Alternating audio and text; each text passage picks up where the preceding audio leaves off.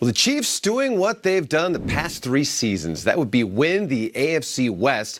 Their 4th straight division title is the longest streak in franchise history. The Raiders lost to the Titans, and the Chiefs' win over the Patriots certainly clinched it. In the process, KC also seeing Travis Kelce pass Antonio Gates for the 2nd most receiving yards by a tight end in the first 7 seasons. He now needs 56 receiving yards in the last 3 games to pass Jimmy Graham for 1st. Kelce spoke with our Mike Giardi about the importance of their win rather than his personal accomplishments. They've been a monkey on your back for the last couple of years. What does it mean to get this win here as you head into the final month? Well, I haven't really thought about years past. I'm talking about this year. I'm thinking about this year, and this team's thinking about this year. And it's right now we're just trying to finish strong and put ourselves in the best position in the playoffs. Boy, you just feel for Redskins running back Darius Geis. Geis dealing with yet another knee injury. He'll undergo an MRI today to see what the extent of it is. It's believed to be an MCL sprain. As a rookie, Geis tore his left ACL in the first preseason game, then tore his meniscus in the season opener this year. Now, with 3 sacks on Sunday, Vikings defensive end Danielle Hunter reaching the 50-sack career mark in the win over the Lions. He did so at 25 years and 40 days old. He's the youngest player in NFL history to reach this milestone. Now, the record was previously held by Robert Quinn, who reached 50 sacks at 25 years and 167 days of age. Linebacker Eric Kendricks calling Hunter a beast. And I don't think any of us here on Good Morning Football would disagree with him because he is indeed a beast getting it done. You're right about that, Will. We'll check back in with you a little bit later. Speaking of beasts, a couple of beasts faced off in this game. Baltimore Ravens, Buffalo Bills. Lamar Jackson. The Ravens clinched playoff berth with the win. Okay, Lamar Jackson, 32 total TDs this season. How about that? The Bills have 29 on offense alone, and that was nasty. Matt Milano, sorry, we got to show this again. Check this out. He got them Milano cookies crumbling. Pay attention. You're going to see my man hit off. They felt that one on Pepperidge Farm, Nate? He hit all 4. That was an Allen Iverson juke. My man has 1,017 rush yards on the season, 22 yards away from behind, passing Michael Vick, and he will do that this next game. All right, how about this? He takes a shot and then delivers a dime to Hayden Hurst. So good. And he is scooting. How about Hayden? He can move 61 yards for the TD. The Ravens lead 17-6. Lamar Jackson flexing as he should. Hayden Hurst had 373 yards in the TD. All right. And how about the note taken?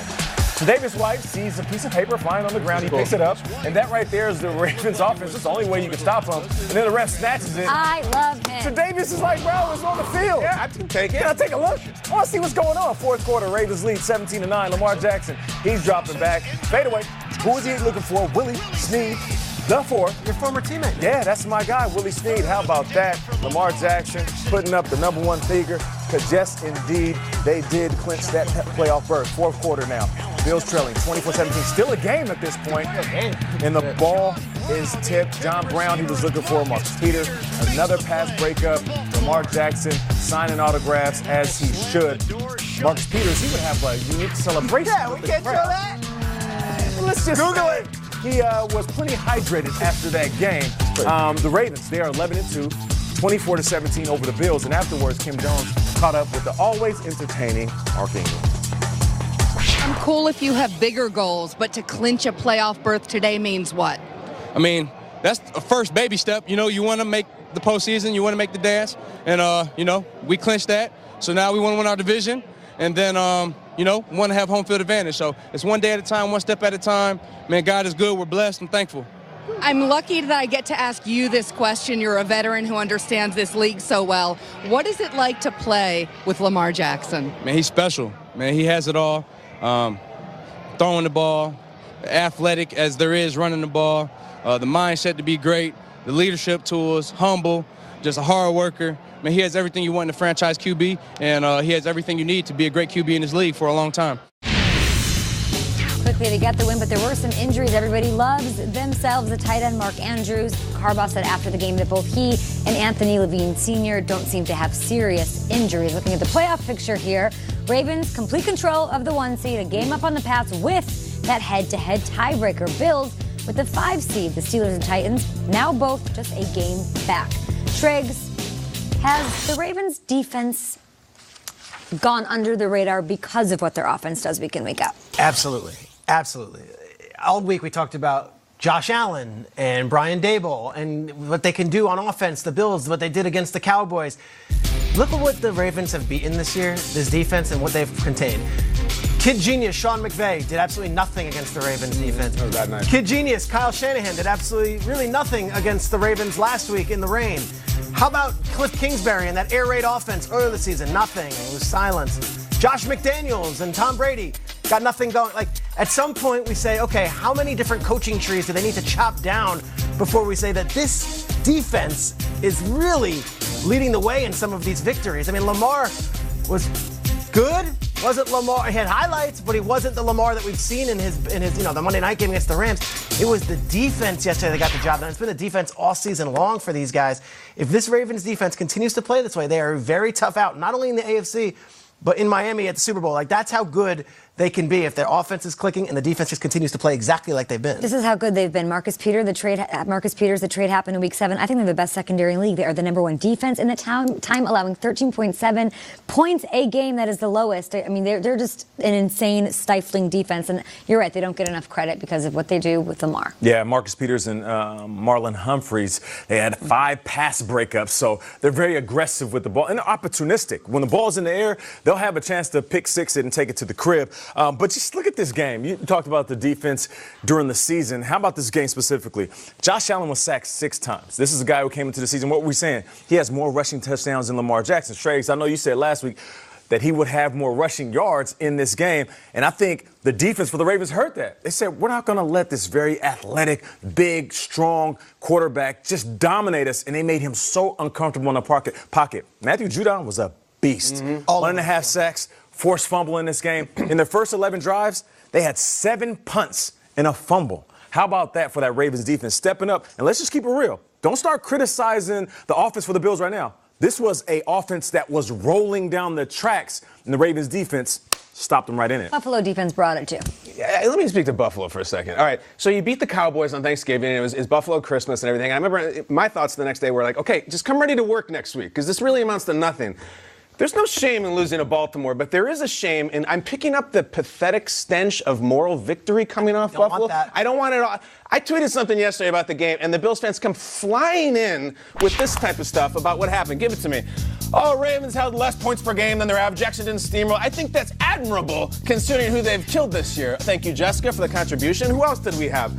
Bills slowed down Lamar. 145. You're quoting me stats. Guys, what team do you want to be this year? Do you want to be a one-and-done team in the playoffs? Because that's fine. It's a moral victory. I see a team that had 10 days to get ready for this game and then scored 1 touchdown on offense. I have big expectations for Buffalo this year. I want to go to a title game. I want to at least go to a divisional round. So don't think for 1 second that was a good day for Buffalo. You were at home. You lost. You were not involved in the game until the very end of it. Don't quote me stats. I don't care if Lamar had 2 yards rushing. You lost at home. I have bigger things in mind for you. You should too. But the Niners lost to the Ravens, and we were like, oh, that was a loss, but they still brought it against Baltimore. So you don't see it that way with the Bills because they have more to prove? No, because the Bills have 30 years of scar tissue building, and the Niners, I thought that played them a lot tougher than Buffalo did. The Bills scored 1 Buffalo touchdown. was at home. They're coming in our building. I want you to make something of yourself, all right? If the Bills had won that game and the way things worked out with the Chiefs beating the Patriots, the Bills would be tied for first place in the AFC East right now. They're not. I'm a little salty because I said I would go through a table if Buffalo wins, and they didn't. I kind of want to. Yeah. So sorry, it's over. You're lost. Speaking of making something of yourself. That's right. What? We got some highlights. Oh, really? All right. Let's make something of this. Broncos, Texans. Make Deshaun Watson. Oh, they're going to roll. They beat New England last day. This is a first-time start for Drew Lock. Like, Houston, just roll them over. Scoreless early. Wait a second. Oh, no. Drew Lock, don't let him get hot. That is the touchdown to the rookie tight end. Von Miller had some thoughts about Drew Lock after this game, and they were profane. He used a piece of profanity about what a rock star he is. Really? He really likes him. And we had laterals in this game. Denver just kind of came in. You'd think they were 12-0. They ran all over Houston in the victory Reds. I don't know if you saw it, but Houston showed up in costume again. I think we can kill that. Yeah, because they got hit with a lot of those wrenches, didn't they, Peter? Yes, they did. 38-24, and it wasn't that close. Houston, let us help you, because right now that was a terrible day. How about a day from Duck? All right, positive. Let's get back up on this thing. One AFC team doesn't show up. One AFC team does. Duck Hodges to Deontay Johnson touchdown. Corner of the end zone. The Duck man was dialed in Duck We Trust. Guys, it is a sensation in Pittsburgh, but Kyler had a shot here. Kyler Murray, down 6, looking. I'm just going to heave it. It's worked all season. Heave it. Joe Hayden says, nah. Joe Hayden's a closer, man. And Joe Hayden does feel like he makes the big play at the end. Don't throw it towards him trying to win the game. Don't look now. The Steelers are 8-5, and they have not lost with Duck as their starter. Did you say don't look now? How about these Tigers? Here we go. Don't look now. America's team. 7-7. You're right about that. Okay, let's do it for Nashville. My guy Ryan Tannehill takes a hit. Who was that? A.J. Brown? Football guys give it, and they take it away. They took away Antonio Brown, and they gave us A.J. Brown. Okay. This dude is balling The Raiders out. lost the both. Brown had 5 catches, 153, and 2 TDs in this one. Derek Carr dropping back. He is Darren Waller trying to make something happen, and boop, the ball's out, and he just sits there like a gift. And then it's picked up by Jayon Brown, who returns it all the way for the touchdown. Another Brown. On touchdown. They got all kind of Browns. What can Brown do for you? Everything. The Titans, they moved to 85. They blow out the Raiders, 42-21. They roll. Now they're tied for tops in the AFC South with the Texans. Kyle, I want to ask you about what you think of the Raiders' deconstruction over the past couple weeks. I don't want you to blow a gasket here on a Monday. Yeah, the Raiders and I had a fling, Kay, and it ended terribly. You feel some kind of way. As you can see, the Ravens are fully on top. I would love to see them in the Niners, number 1 in the NFC. We got the Patriots moving down to 10-3, and here comes a healthy Kansas City at 9-4. More highlights ahead. Big news emerging yesterday about our guy Odell Beckham Jr. Oh, good, the Browns.